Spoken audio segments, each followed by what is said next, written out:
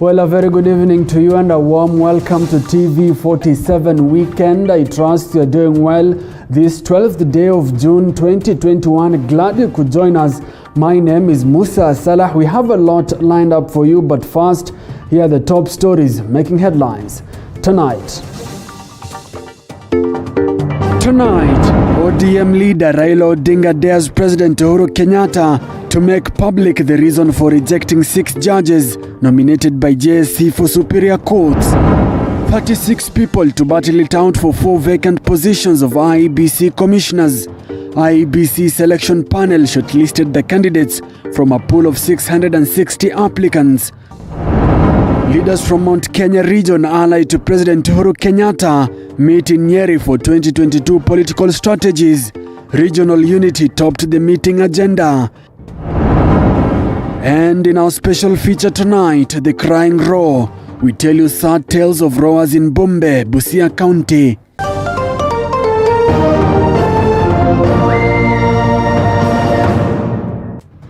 Welcome to the broadcast. Chris Onyango is our sign language interpreter. TV47 Weekend begins right now. The Independent Electoral and Boundaries Commission IEBC selection panel has shortlisted 36 candidates who will now battle it out for the 4 vacant positions of commissioners at the electoral body. The panel, chaired by Elizabeth Muli, shortlisted 36 from a pool of 660 applicants and is now expected to roll from June 30th, where they will start by scrutinizing medical reports from 36 shortlisted candidates. After burning the midnight oil in search of suitable candidates for the IEBC commissioner's position, the selection panel has finally settled on 36 candidates who will battle it out for the 4 vacant positions of commissioners at the Independent Electoral and Boundaries Commission. The selection panel, chaired by Dr. Elizabeth Muli, has shortlisted and published the names of 36 individuals from the pool of 660 applicants who had expressed interest in the positions.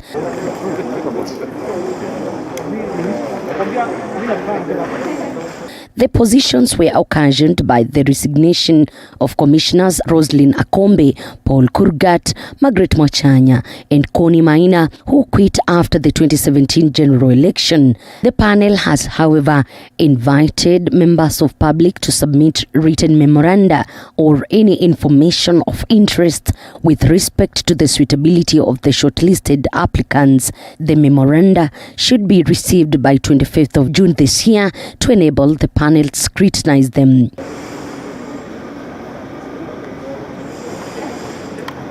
However, Garissa Town Member of Parliament Aden Duale urged the selection panel for the appointment of the IEBC commissioners to fast-track the exercise and embark on the important task ahead of them. According to Duale, it was important that the 4 commissioners start preparing for the 2022 general election, among them the infrastructure. IEBC, it must be fast-tracked.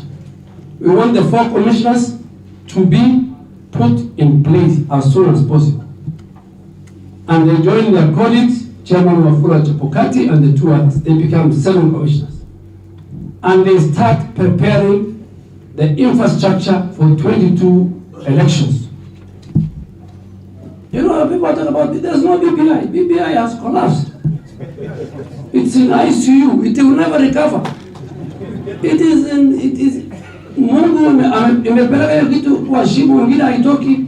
Some of the shortlisted candidates include former NPSC Commissioner Abdallah Mohammed, former KNCHR Chairperson Florence Simbiri Jaoko, former LSK Vice President Harriet Igonanga Chigai, Kenya Deputy Permanent Representative to the UN Ambassador Kokimuli Grignon, former Vice Chair Judges and Magistrate Vetting Board Roslyn Doreen Adhiambo Odede, among others. Yes. The best of our ability, we'll try our best because obviously it's clearly an urgent task. Elizabeth Mutuko, TV47 Nairobi. All right, leaders from the vote-rich Mount Kenya region have today convened a meeting in a bid to chart the way forward in next year's general election. Our reporter Willie Dennis Njiru has more on this story. The meeting, dubbed Nyeri 1, brought together governors from Central Kenya, elected leaders, former elected leaders, a section of Kikuyu elders, and political aspirants drawn from the region. We are speaking in one voice from Embu, Meru, and the entire Mount Kenya region. There has been, some murmurs here and there, some misleading information that the mountain is not speaking in one voice. The mountain, you can actually see from here that the mountain is speaking in one voice. Addressing the forum, Central Region Economic Bloc Chairperson Governor Francis Kimemia said, following today's meeting, the leaders will form a commission to develop the region's economic blueprint. Anybody who thinks that he can make a president or a deputy or whichever post, they should be free. They should feel free. Whoever wants to learn after the end of the term of this government is free to run from the region and from other regions. I think what would be critical is how do you unite the 10 million votes from Mount Kenya region with other votes in the country and create a formidable government. The blueprint will jump-scale negotiations for Central Region political and economic space ahead of the 2022 general elections. Governor Kimemia flouted those attempting to divide Mount Kenya region on east and west grounds. There was an attempt to divide Mount Kenya East from Mount Kenya West. And we have agreed with all the 10 governors who will be meeting next week to reaffirm or resolve that we must work as a team. Kimemia emphasized that the 10 governors and other leaders are united and will be meeting next week to reaffirm their resolution to work as a team. This meeting did not discriminate anybody, and anybody is free to attend. In the future meetings, they'll be open to people of goodwill, people of same minds, and you can see we are not discussing either Tanga, we are not discussing Kieroeke, we are discussing the unity of the mountain. On his part, Kieni MP Kanini Kega said that they were not against anyone from vying for presidential position, but they needed to unite the region on the political drawing board. Nobody stops any person from aspiring for whichever position, whether the presidency, whichever position from our region, and we will encourage as many as possible, because we know that finally we have to be on that negotiating table. Reacting to accusations of leaving behind leaders allied to Deputy President William Ruto, Kanini extended an invite subsequent meetings on the same. The next meeting, we will do that meeting either in Meru or in Embu. And we will also try to make sure that we also bring everybody on board. Mount Kenya region is in a race to pick President Uhuru Kenyatta's successor as the region's kingpin. For TV47, I'm Willie Dennis Njiru. Well, thank you, Willie Dennis Njiru, for that report. Deputy President William Ruto has challenged his competitors to focus on policies that will help Kenyans prosper. His sentiment comes a day after ODM leader Raila Odinga and Wiper's Kalonzo Musyoka hinted on working together to stop Ruto from ascending to power. Ruto was speaking in a burial function in Kangundo in Machakos County. Nilisikia wao jana wakisema wasipoungana huyu hasla atawanyorosha mapema asubuhi. So wanajaribu kuungana. Na mimi nataka niwaambie hiyo safari ya kuungana ni mzuri.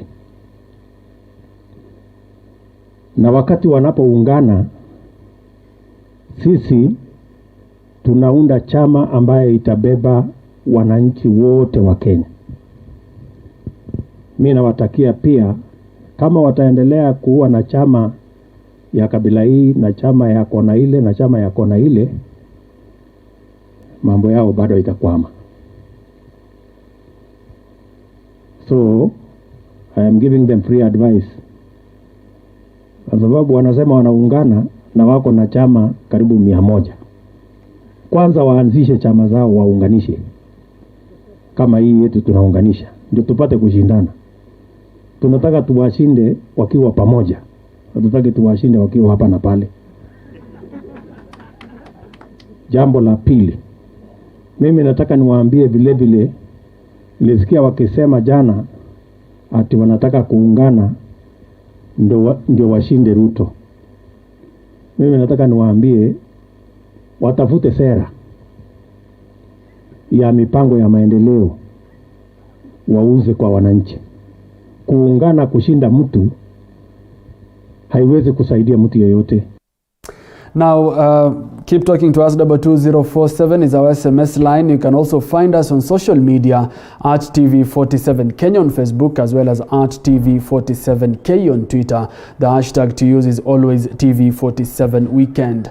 Now, moving on, even as President Uhuru Kenyatta asks Parliament to fast-track the passing of the NHIF Amendment Bill 2021, with various stakeholders opposing the bill on hand, Kenyans remain on the fence in it all. A majority of Kenyans are not even aware of its existence in the first place.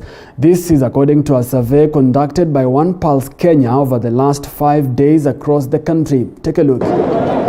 Every adult Kenyan will soon make an annual compulsory 6,000 shilling contribution to the National Hospital Insurance Fund, or NHIF, if Parliament adopts state-backed changes to law in order to offer medical cover for all. The NHIF Amendment Bill 2021 seeks to compel every Kenyan aged above 18 to contribute and be a member of NHIF. However, a good number of Kenyans are unaware of this ongoing bill in Parliament, despite a majority of them being under the NHIF medical cover. Well, this is according to a one-week study conducted by One Pulse, a consumer survey firm that collects insights in real time through the One Pulse mobile app. One Pulse spoke to hundreds of Kenyans, both male and female, countrywide, and confirmed that 66% of Kenyans do have an NHIF cover, while 32% do not. 2% said they are not sure whether they have an NHIF cover or not. So David, do you have an NHIF cover? Yes, I do. I have an NHIF cover. Yes, I have. Yes, I do. Yeah. I do. No. Niko nayo, ni muhimu sana kwa maisha ya binadamu. Yes, it's a requirement in my organization. Sikuwa nayo lakini ndio tulikuwa tumeambiwa, sasa tunachukua, sasa ndio iko on process.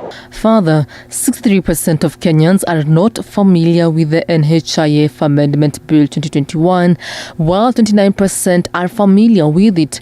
This, as 7% said they have never heard of the bill. David, are you aware of the NHIF Amendment Bill 2021? Yeah, I've just seen it in the news, but I don't have the details as of now. No. I'm not aware. Yeah. I don't know. I've not heard of that. I've heard of it. I don't know a lot about it. Just heard of it.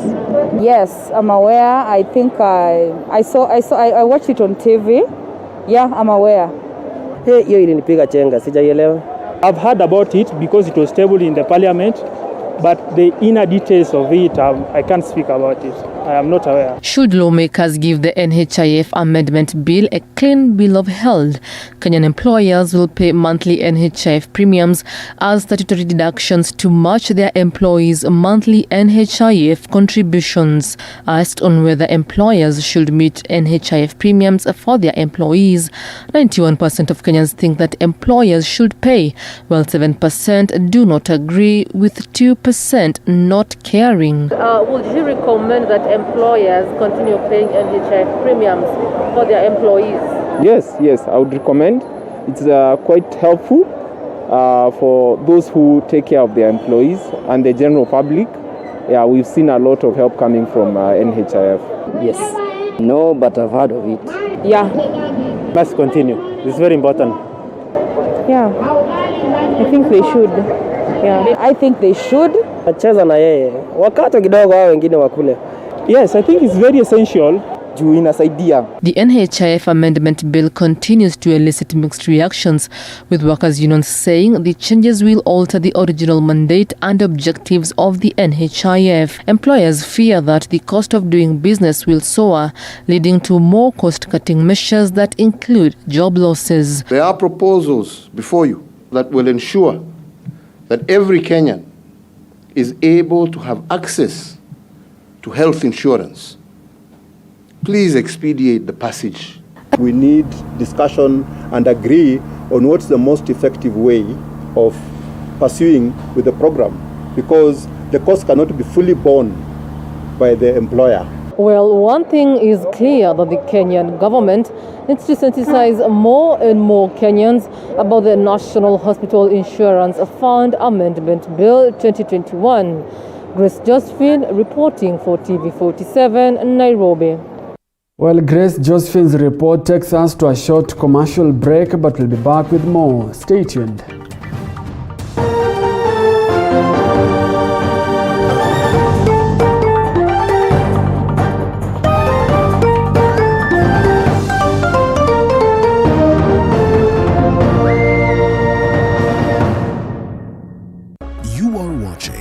TV47, the home of untold stories. In Kenya, 1 in 2 children suffer from cavities. Global Precast Panels, we have the best quality, durable and affordable precast panels to suit all your needs. Manufactured under a controlled environment, we have the best precast concrete panels, precast concrete floor slabs, precast concrete perimeter wall, precast concrete columns and beams. Our panels reduce construction cost by up to 40% with absolutely no plaster required, including added soundproof benefits. Convenient for story buildings, schools, offices, residential houses, hospitals, and warehouses. Take advantage of our free transport. Contact us on 0702 24 7267 or 0796 24 7267. Global Precast Panels Limited, your reliable option for efficient construction. These are the sights and sounds of a working nation. There are no shortages to remarkable ideas. What's missing is the will to execute them. You need to stay relevant. If you don't, you're going to fade off.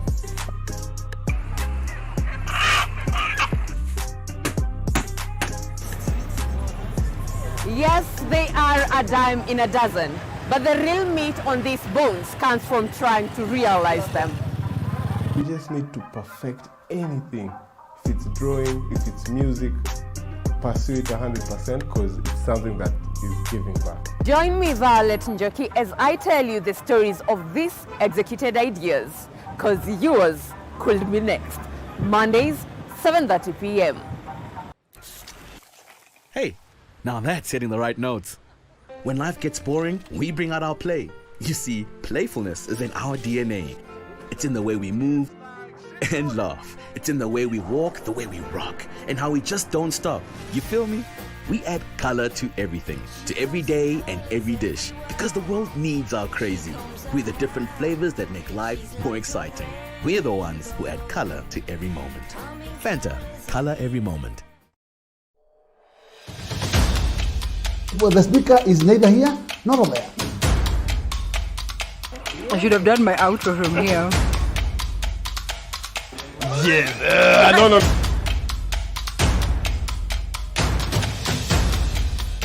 And we're just like that. I look beautiful.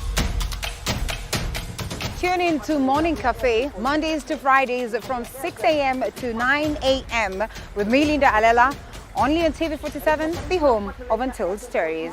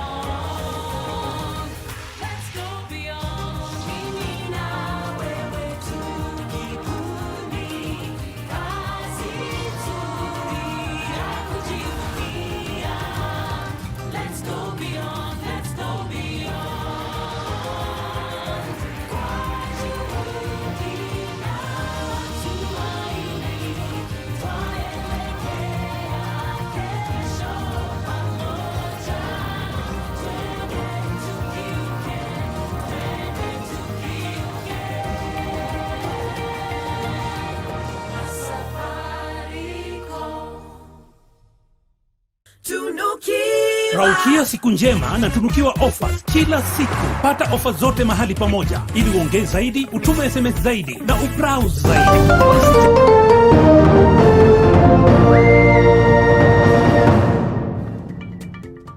Welcome back. You are watching TV 47 Weekend here on the county's television.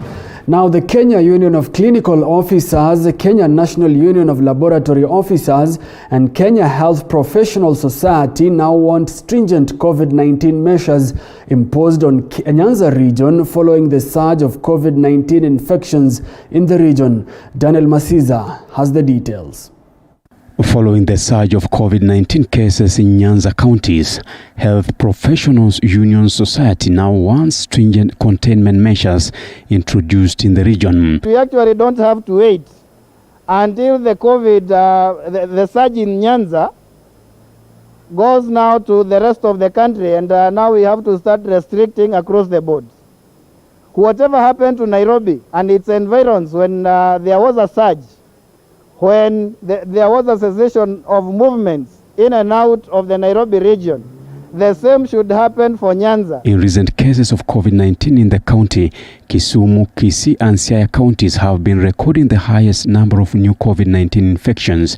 Already the three counties have instituted stricter COVID-19 containment measures that include closure of some government institutions.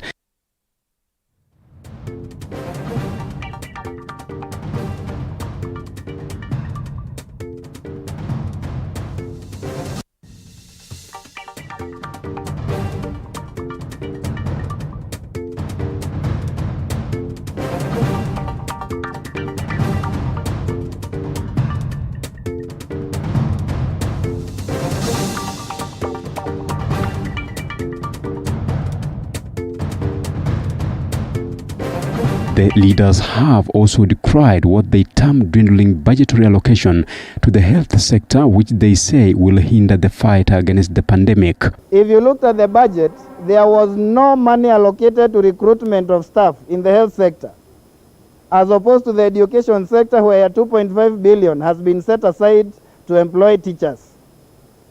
And we are in a time when we have a global health challenge that is threatening to even slow down our economy. How can we afford not to even recruit enough healthcare practitioners so that we can be able to get rid of COVID? If you ask an elderly to travel for 50 kilometers to seek vaccination, you are transferring a cost to this person, as much as we'll give it for free. And the other thing is that you cause now people to congregate together and be able to break again the COVID containment measure. The health professionals also faulted the Health Amendment Bill 2021 before both houses of Parliament, which seeks to introduce the Director of Kenya Medical Training College, among other changes. They want to relegate the representation by the technocrats, the professionals who have been trained in that field, to be a minority. And the import of that is that they are taking us back to what we call direct government regulation. The health officials' outcry come amid concern that the health and agriculture sectors are among the least funded by the government, despite being crucial to ensuring universal health care coverage and food security for millions of Kenyans. Daniel Masiza, TV 47. Now, moving on, residents of Gatanga area in Murang'a County have raised concerns over increasing cases of human rights violations by large companies. The area locals have cited the issues of land grabbing and poor working conditions as their main areas of concern. Magdalene Wairimu with that report. The Endalame are on the spot as residents in Gatanga area join Murang'a County complain of human rights abuses. Residents want the county assembly to make public the findings of a probe it undertook in November last year. They are accusing the horticulture farm of land grabbing and poor working condition, among others. Robert Thuku says upon his injury at work, Kakuzi management not only abandoned their promise to cater for his health expenses, but also fired him from work. Tena mimi nikakuja nikaenda mimi hospitali. Saa hiyo macho yangu hayoni hata kidogo. Hata nini. Nimefura macho imekaa kama mtu amekula na nyuki. Pius Muthongo, a second victim, claims their houses were burned and livestock taken away years ago and has never gotten justice. Piga kiberiti nyumba karibu nyumba 7 hivi hapa kwa mlima, na ng'ombe wakabeba wakapeleka huko Mwambo road na mtumia wake ngagiro horo ule mare huko mari yetu nini. Kakuzi has always denied the allegations. On the other hand, residents from the adjacent Kabukusasa village have criticized fruit production giants Del Monte over their eviction from 3,000 acres of land. They say that the evictions were conducted without notice, under the watch of Gatanga Police Commander Peter Mushemi. Teresia Mina says that she is unable to fend for her family as land is now being guarded by Del Monte security officers. Sasa saa hii siwezi nikaenda kufuna vitu yangu, chakula yangu ya kukula, kwa sababu hata wa Del Monte, walinzi wa Del Monte ndio wako huko wanaambia mtu atoke. Na saa hii mimi nakaa kwa nyumba, sina kitu ya kutegemea, kwa sababu hapo ndio napata pesa yangu ya kutegemea kwa mboma yangu. The Kabukusasa residents are now calling upon the Ministry of Gatanga and Chief Justice Martha Koome to launch fresh investigations on the matter. Well, it's time to take a short commercial break, but we'll be back with more. Remember, you can follow this live broadcast on www.tv47.co.ke. Stay tuned.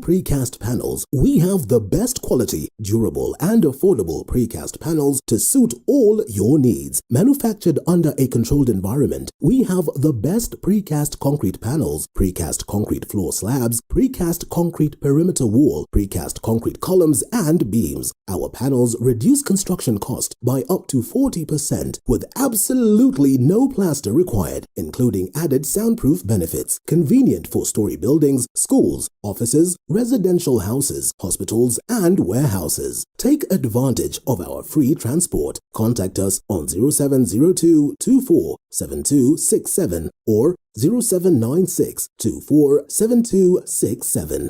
Global Precast Panels Limited, your reliable option for efficient construction. These are the sights and sounds of a working nation. There are no shortages to remarkable ideas. What's missing is the will to execute them. You need to stay relevant. If you don't, you're going to fade off.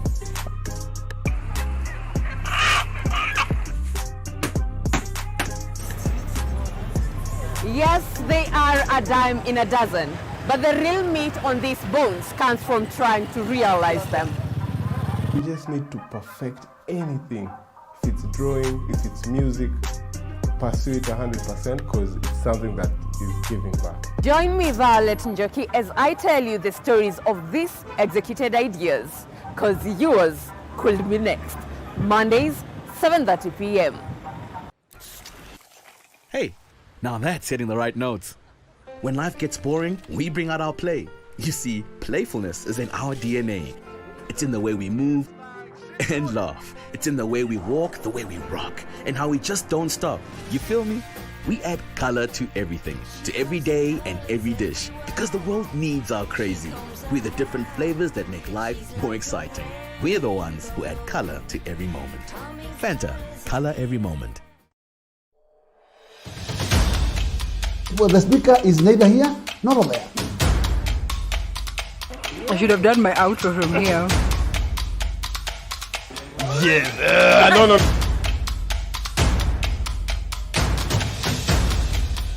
And we're just like that. I look beautiful.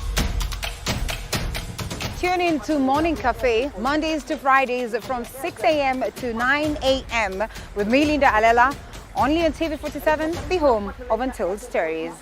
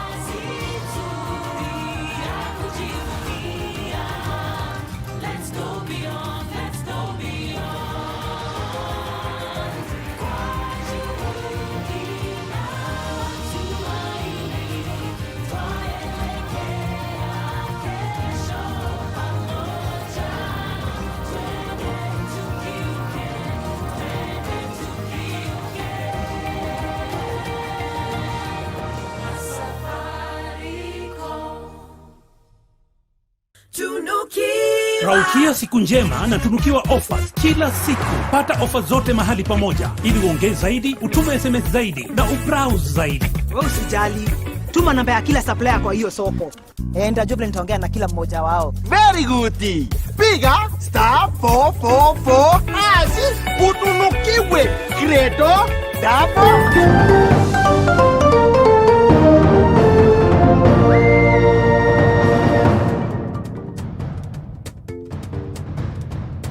Welcome back. You're watching TV 47 Weekend. ODM leader Raila Odinga has challenged his handshake partner President Uhuru Kenyatta to make public his reasons for refusing to appoint 6 judges to superior courts. Raila has also called for a truce between the executive and the judiciary, saying that the country is in a catastrophic and extreme swing of the pendulum as the 3 branches of government try to find their respective positions in the 2010 constitution. After days of silence on the executive, judiciary brawl, ODM leader Raila Odinga has called for a truce between the 2 arms of government. In a statement to newsrooms on Saturday, the BBI principal Raila Odinga has challenged his core principal to make public the reason for refusing to appoint 6 judges. Raila says, and I quote, "I challenge the executive arm of government to share with the judiciary and the public the concerns and evidence that led to the rejection of the 6, end of quote. Raila says government must avoid a theoretical pursuit of ideals that don't serve the people. He continues to say that any attempt by any arm of government to outshine the others or to show that it is the one that matters the most only works to hurt the common Kenyan and the interests of the nation. The ODM leader attributes the current standoff between the executive and the judiciary to a sibling superiority duel that is only hurting the common man.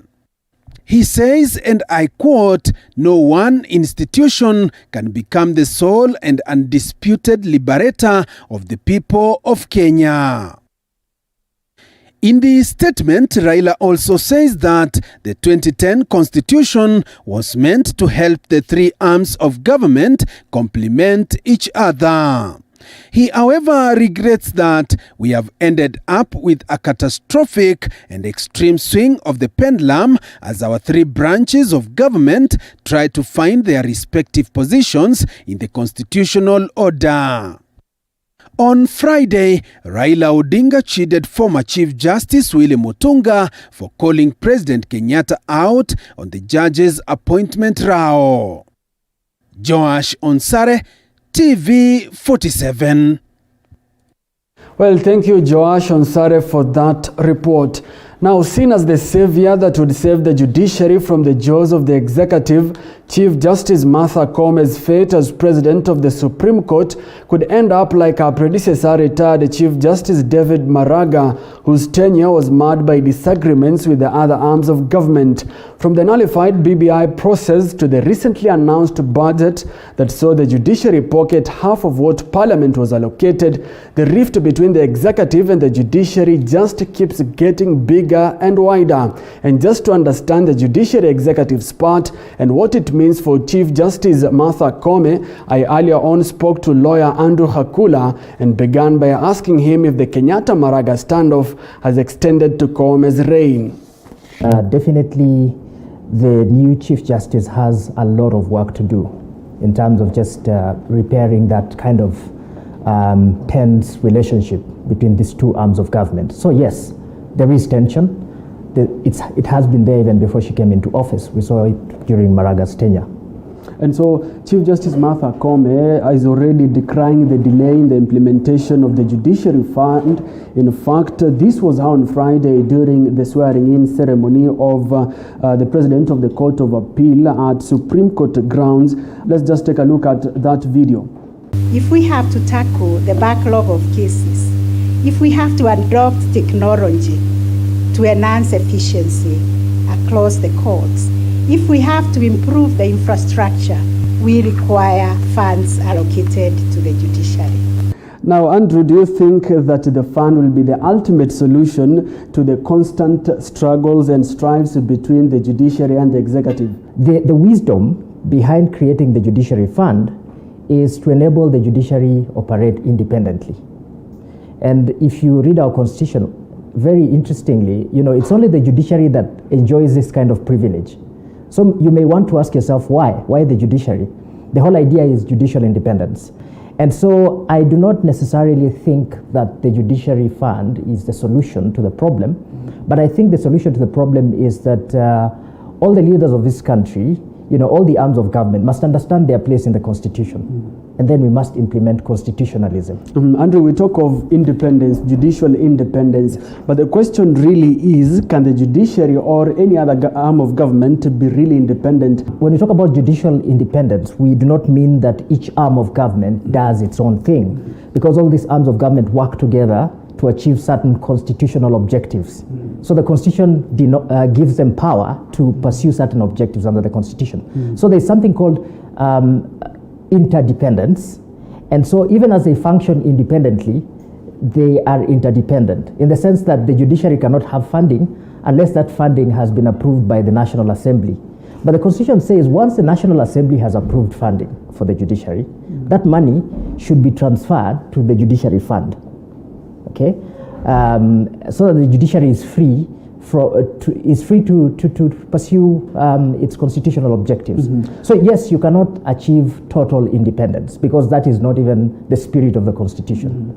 And so is judicial activism a good or bad thing? We recently saw retired Chief Justices, including Justice Mutunga and of course Justice Maraga, sort of weighing in on the matter of President Kenyatta's refusal to appoint the 6 judges. And so what is your thought on these? They are simply responding to the needs in society, and the Constitution allows them to do it.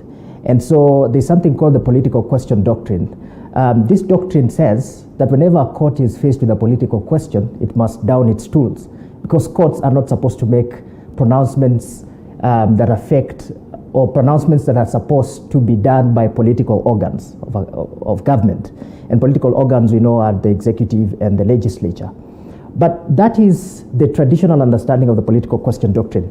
Now we have a modern democracy where the relevance of the political question doctrine is slowly shrinking, and we are seeing more and more of public interest litigation. You say that courts should not be political. Yes. And that takes me to the matter, the recent High Court ruling that nullified the BBI process. And of course, it kind of got quite personal in terms of dealing with the president as an individual. So were the constitutional steps followed, in the BBI process? Yes. I still want to refer to that statement by Chief Justice Martha Koome on Friday, which she talked about how crippled the courts have become. Let's just listen to that video. For instance, a single judge currently serving in this court in Kisumu County also serves 9 other neighboring counties.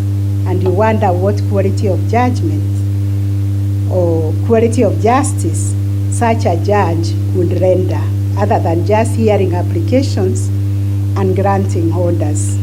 Yes, Chief Justice Martha Koome there talks about how understaffed and underfunded the judiciary is and how that affects the judiciary. And the question is, how can the Kenyan judiciary be positioned to deliver consistent, exceptional services to the people of Kenya who seem to be at the epicenter of the services offered by the judiciary? We've seen actually a reduction in the judiciary's budget since, I think, 2018. It's been going down. And so definitely legislature has to approve more funding for the judiciary, for them to be able to deliver justice to Kenyans. Because if the judiciary is underfunded, then we'll see a lot of inefficiencies in the judiciary. And it's not like the judicial officers do not want to work, but they're just like you and me. You get overwhelmed. There's so much you can do as a human being in a day. But remember, while the politicians are busy frustrating the judiciary, elections are coming, and people will remember what happened. And so I think it's important that politicians also realize that they usually go to seek their mandate from us. and we shall remember when they come to us. We'll ask them hard questions like, why did you frustrate the judiciary, you know? You just remind me of President Uhuru Kenyatta after the 2017 general elections were nullified, and he said we shall revisit. Yes. Are you trying to say that the courts, or rather the judiciary, you as lawyers and judges, will of course revisit all these circumstances, and so all this standoff would be there even in the next 5 years to come? And you know, this morning I was just, you know, sort of reflecting and thinking, okay, the executive is not happy with the judiciary. But they've gone back to the same judiciary, asking the judiciary to sort of relook at what the Court of First Instance said in regard to the BBI case. So you're going back to an institution that you have been frustrating. And I'm not saying that judges will simply throw out the appeal because of their personal feelings, but you know, we are all human, and sometimes you cannot separate your personal feelings from the work that you're doing. And so, unfortunately, because of the human element in all these institutions of government, sometimes personal feelings come in.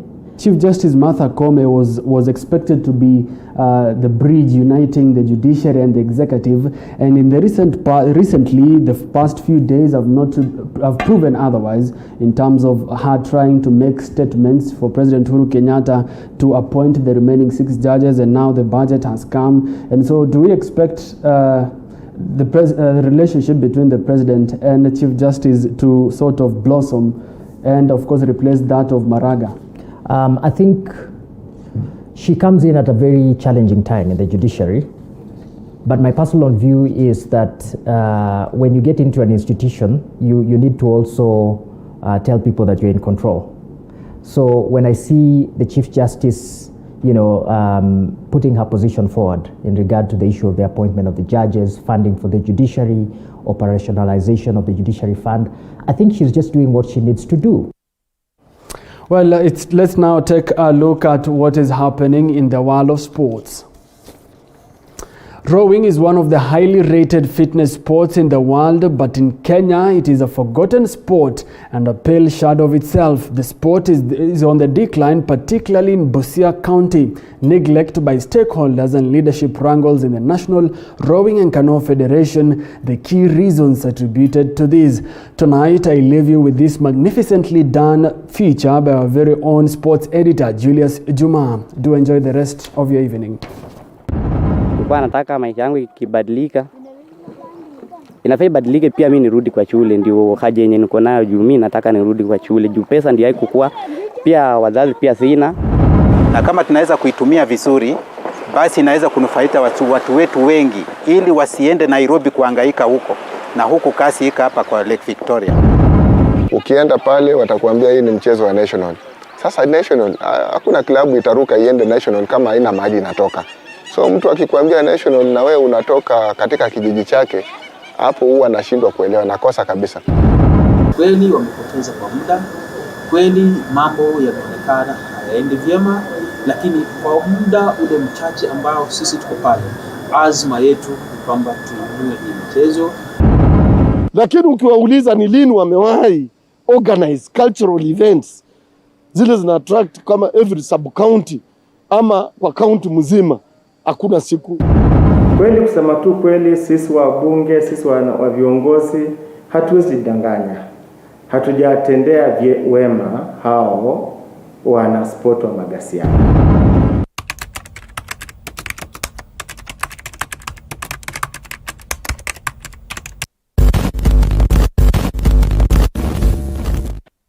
Rowing as a competitive sport can be traced to the early 17th century when professional watermen held races, otherwise known as regattas, on River Thames in the English capital of London. It is one of the oldest Olympic sports and was on the program for the 1896 Games, though racing did not take place due to bad weather. Male rowers have since competed since the 1900 Summer Olympics. Women's rowing was added to the Olympic program in 1976. Welcome to the untold story of the crying row in Bumbe. My name is Julius Juma.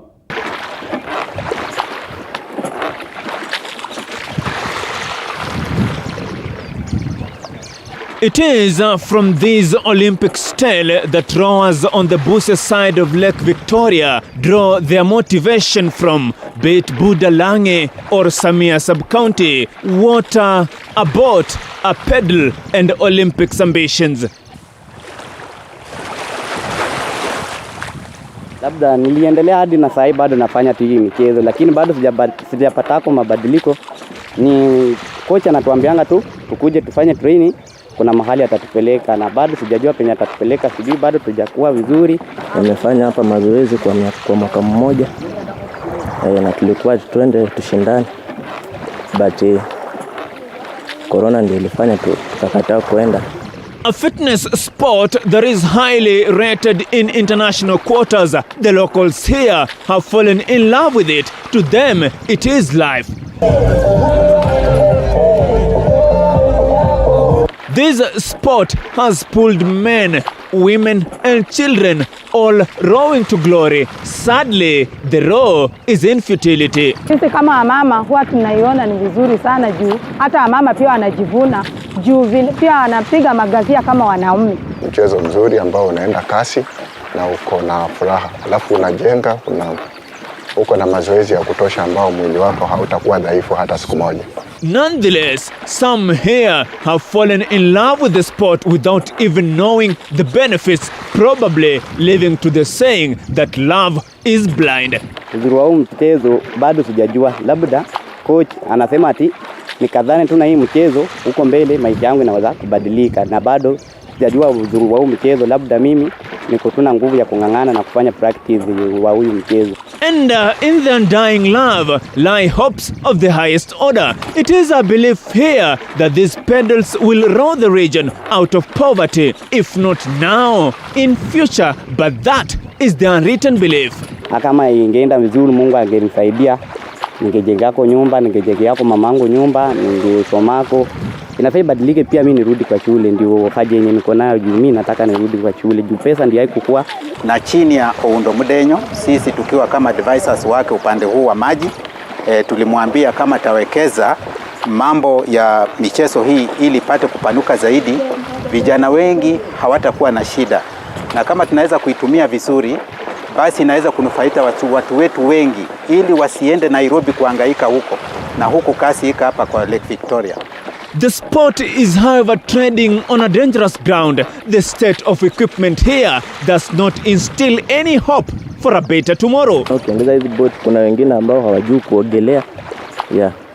Sasa unaweza ukaanguka hapo ndani, na hizi boat pia ukianguka vibaya zinazama chini ya maji.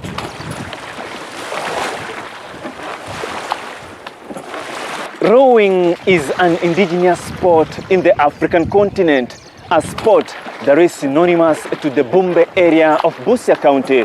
But this sport faces the danger of extinction due to the perennial neglect by stakeholders. The equipment here, old as you may describe it, putting the lives of rowers at risk. Boat racing competitions on the Busia side of Lake Victoria are just but part of the cultural events that occur once a year, especially in December, to mark the Christmas and the New Year celebrations, fingers being pointed at the local leadership. Kuliko tupate mpaka December ndio tufurahia, siku ya Christmas tarehe 26 ndio tupate ati tunasherekea. Hata katikati hiyo tunaweza tukafurahia sana. Uongozi haututhamini kabisa. Ningesema hivyo. Upande wa siasa huku, kisiasa sasa tuanzie kwa MCA, kuja kwa mbunge, kuja kwa county, kwenda labda tuseme ni national, ndio huwa inatukumbuka kidogo. Lakini kupitia kwa line ya political hatupati msaada wowote. Ukienda pale watakuambia hii ni mchezo wa national. Sasa national, hakuna klabu itaruka iende national kama haina maji inatoka. So mtu akikwambia national na wewe unatoka katika kijiji chake, hapo huwa anashindwa kuelewa, nakosa kabisa. The blame has been laid on them, but what does the leadership here say? Kweli kusema tu kweli, sisi wabunge, sisi wa viongozi hatuwezi danganya. Hatujatendea wema hao wana sport wa magasia. Sana sana tunatarajia tu kuwatafuta siku ya kama tarehe 26, siku za sherehe za Krismasi na mwaka mpya. Tukimaliza hapo tunawasahau. Shida yetu tumekuwa let down na county government. County government yetu imelala. Kwa sababu county government, unajua mambo ya sports iko developed na culture. Culture and sports iko developed. Hata ukikuja Busia utapata ule minister anasimamia sports na culture. Utapata chief officer. Lakini ukiwauliza ni lini wamewahi organize cultural events zile zina attract kama every sub county ama kwa county mzima, hakuna siku. Unaona Turkana wanafanya, unaona last year Lamu walifanya. Kwa hivyo county government ingechukua jukumu la ku take over because they have an allocation. The dreams here are vivid and valid. The cries here are loud, and the outcry is surely deafening. The sport is dying, not just dying a man-made death, but also dying for the love as it beats by in what is a sickening tale.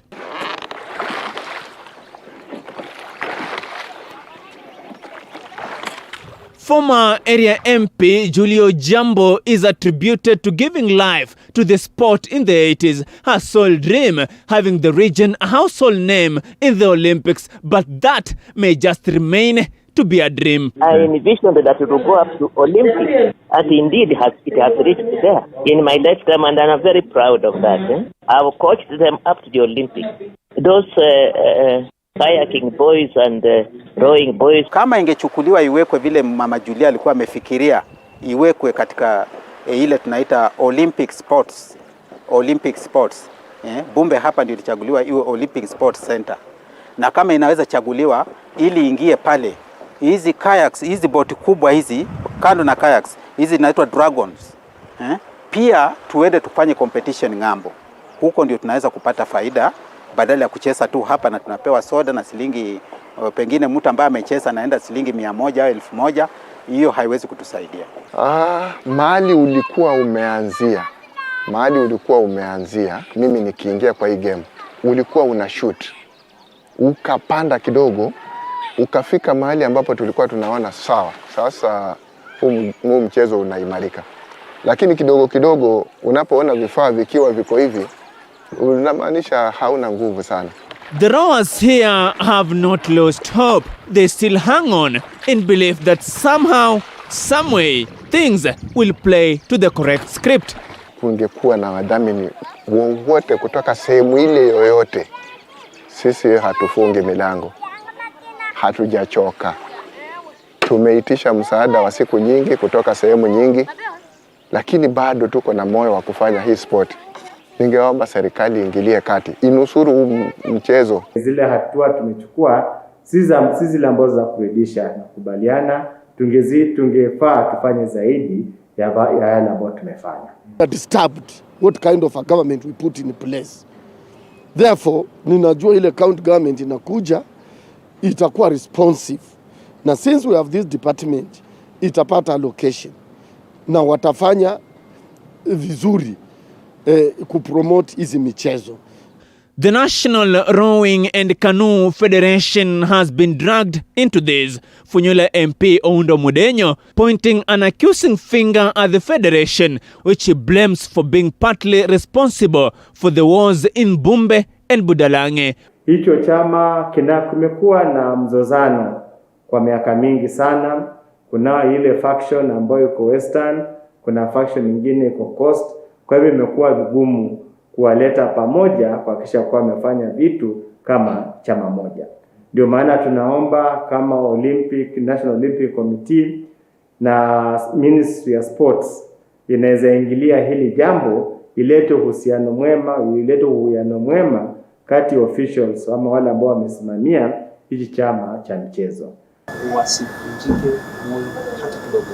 Kweli wamepoteza kwa muda, kweli mambo yanaonekana hayaendi vyema, lakini kwa muda ule mchache ambao sisi tuko pale, azma yetu ni kwamba tununue hii michezo. Azma yetu ni kwamba tulete hawa na michezo wote pamoja. Azma yetu ni kuona ya kwamba hakuna mizozo, ni kuona ya kwamba hakuna migogoro ambayo inaturudisha nyuma. Yeah, very technical, it needs a lot of time.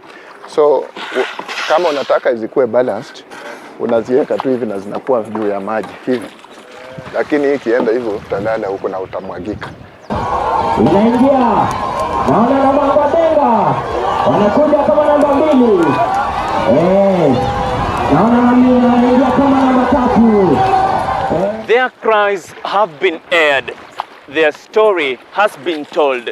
And the truth of the matter is, there is a sport that needs immediate intervention, lest we risk remaining with tales like, once upon a time, there was rowing in Lake Victoria. From Bumbe, Busia, until next time, I'm Julius Juma.